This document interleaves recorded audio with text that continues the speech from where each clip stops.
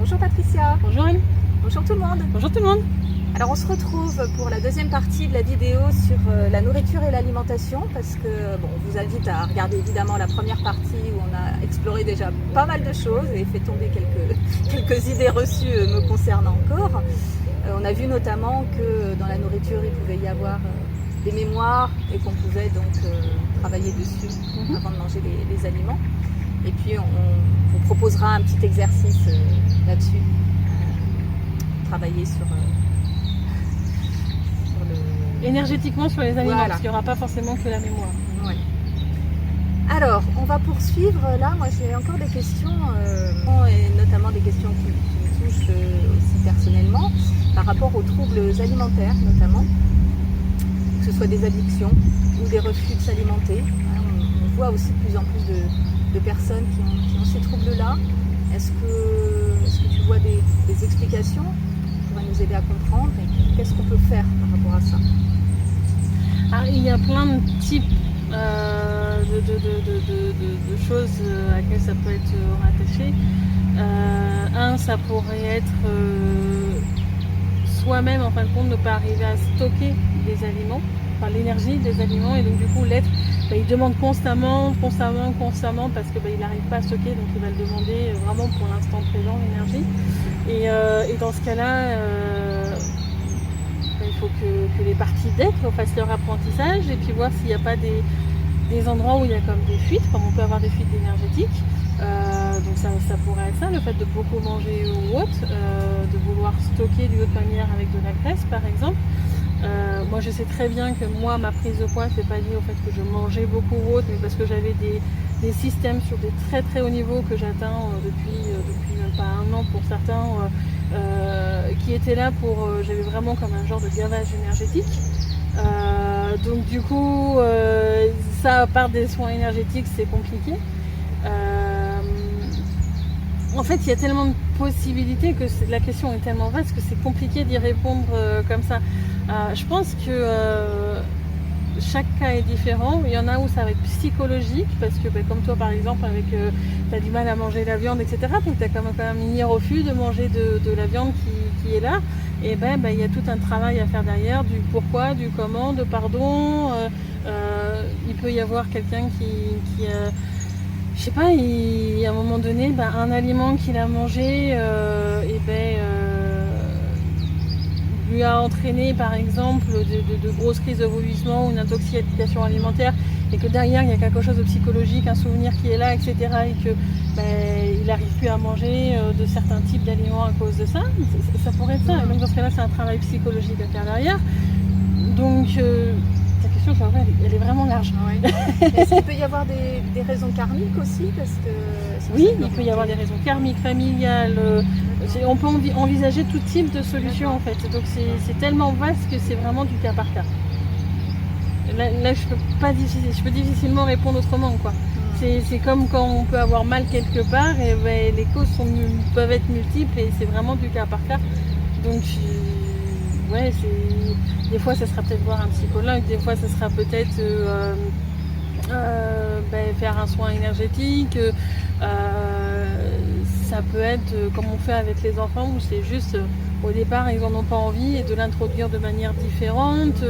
Le trop manger, il y a plein de raisons différentes. Ça pourrait être aussi une peur de manquer, ça peut être plein de choses. Donc ça peut être comme moi en fin de compte, des périodes peut-être que j'ai jamais été vraiment dans le fait de beaucoup manger, mais je sais qu'à des moments j'ai pu avoir envie d'éléments qui ont fait bizarre à ma mère, et parce que mon être avait besoin de cet aliment à ce moment-là, mais c'est pas quelque chose de commun.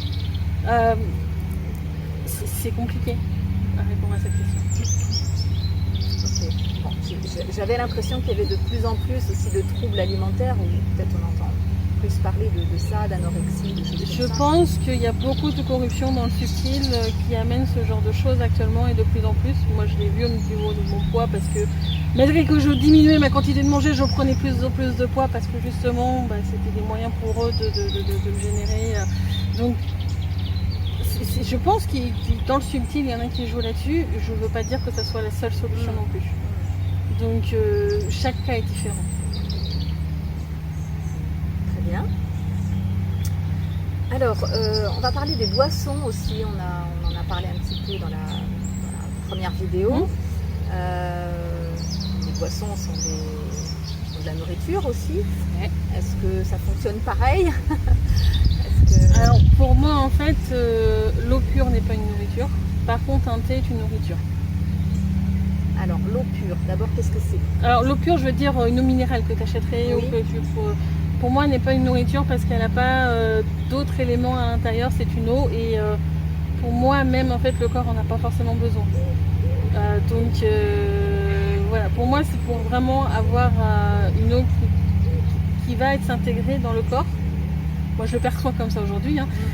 Il faut vraiment qu'il y ait d'autres énergies qui soient dedans. Donc un thé, il y a une infusion, il y a une autre énergie qui est mise, donc il y aura du coup une ingestion en fin de compte de l'eau.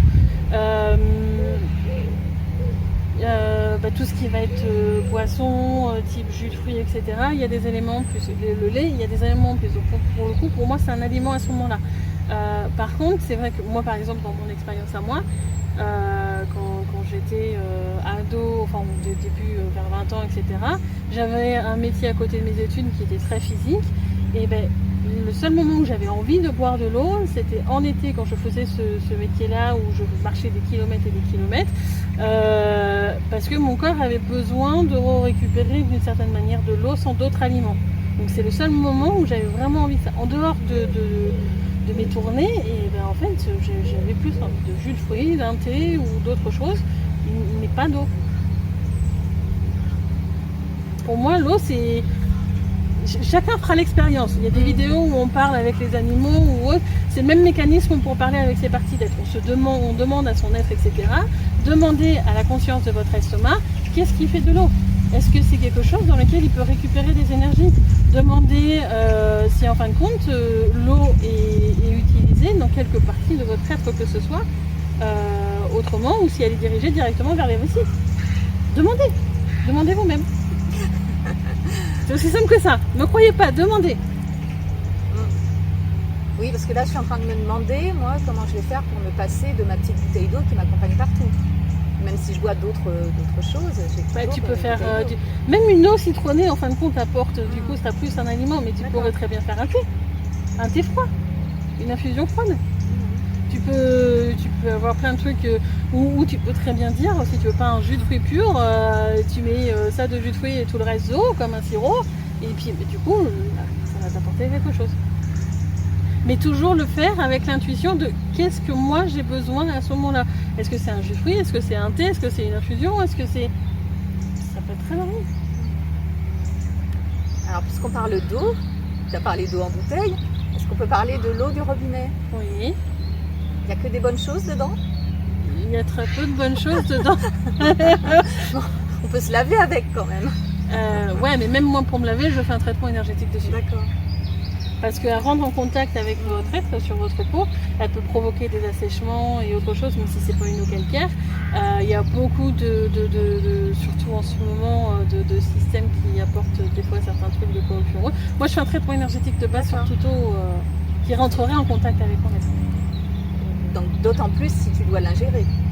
D'autant plus si je dois l'ingérer. Et d'ailleurs, par exemple, ça m'est arrivé qu'on aille à l'extérieur ou autre, et il y en a, ils mettent des sortes de programmation sur l'eau. Des genres de codes, des trucs comme ça. Même le mot amour, des fois, porte à confusion parce que ça dépend de quelle est l'intention, et à quel niveau ils voient l'amour, etc. Des fois, c'est pas forcément toujours moi ce qui va me convenir. Encore une fois, c'est par rapport à moi. Et donc, du coup, des fois, quand il y a une genre de programmation qui est mise comme ça sur l'eau, et ça demande beaucoup de traitement énergétique pour la rendre clean, j'ai envie de dire. Et donc du coup, par exemple, je vais dire, je préfère une infusion ou un thé, parce que pendant que l'eau chauffe, le changement d'état de l'eau, ou de toute nourriture, quelle que soit d'ailleurs, favorise le traitement énergétique. Ah oui, d'accord. Donc du coup, ça me permet moi de dépenser moins d'énergie à faire mon traitement énergétique pour repurifier l'élément, que ce soit l'eau, la nourriture ou autre chose. C'est pour ça que notamment on parle souvent de la nourriture crue. Moi je dis c'est bien aussi de la cuisiner parce que ça permet de faire les traitements énergétiques. D'accord. Ah oui. Alors je suis pas contre les aliments crus, mais moi ça me demandait personnellement plus d'énergie, donc plus de fatigue à traiter un aliment qui est cru. Alors qu'on dit plutôt que c'est dans carottes crues, par exemple, il y a plus de bons nutriments que... Pas forcément, les nutriments peuvent être différents. Et quand on cuisine avec la conscience énergétique, ces aliments-là vont pas forcément partir. D'accord. Ok. Ah oui, là, ça balaye des tas d'enseignements qu'on a reçus par ailleurs. Mais avant, quand on faisait pas les choses avec le point de vue énergétique ou autre, mais moi je sais très bien, quand je cuisine, et ben il y a comme une demande qui est faite aussi à l'aliment en disant j'ai besoin de ça, ça, ça, et puis ben, lui il va essayer de faire en sorte de les garder.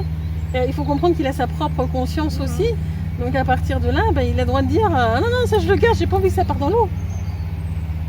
C'est dingue! Allez, ça c'est mon monde de science-fiction ça. Ok.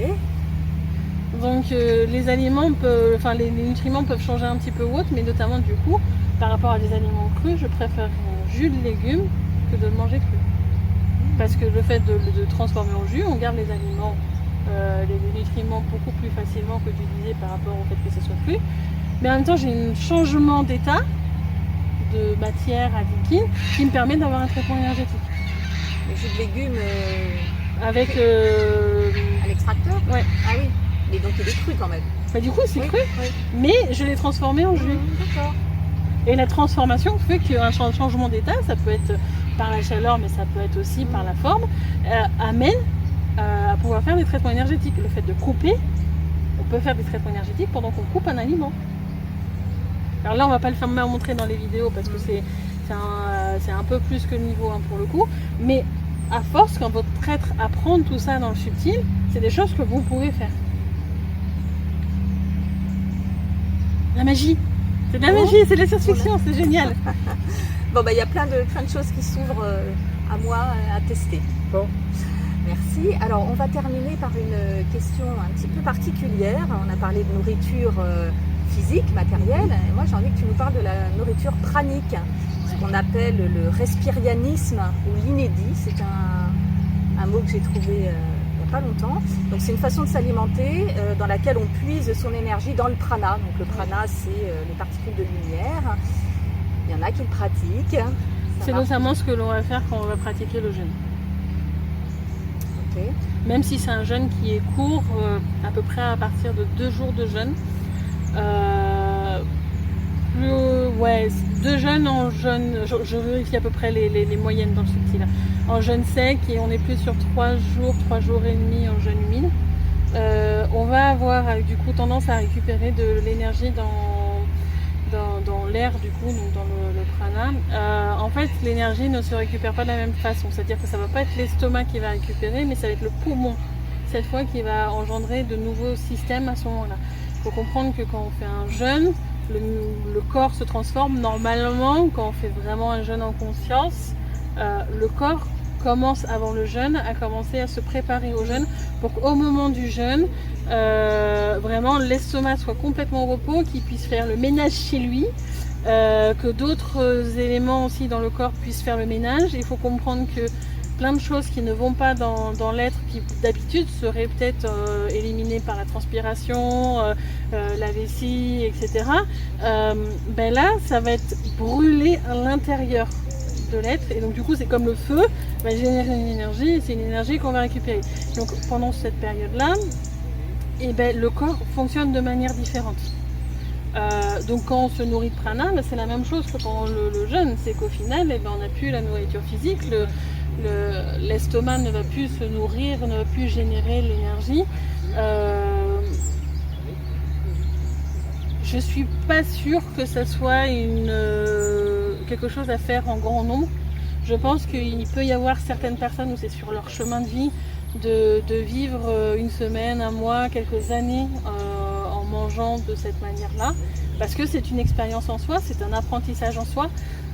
Je suis pas sûre que ça soit quelque chose vraiment de collectif, parce que comme je l'ai dit dans la première vidéo, la nourriture apporte quand même certains types d'éléments qu'on ne trouvera pas dans le prana. C'est-à-dire que le corps, quand on se nourrit entièrement de prana, se sera adapté pour ne pas avoir besoin de certains types d'énergie.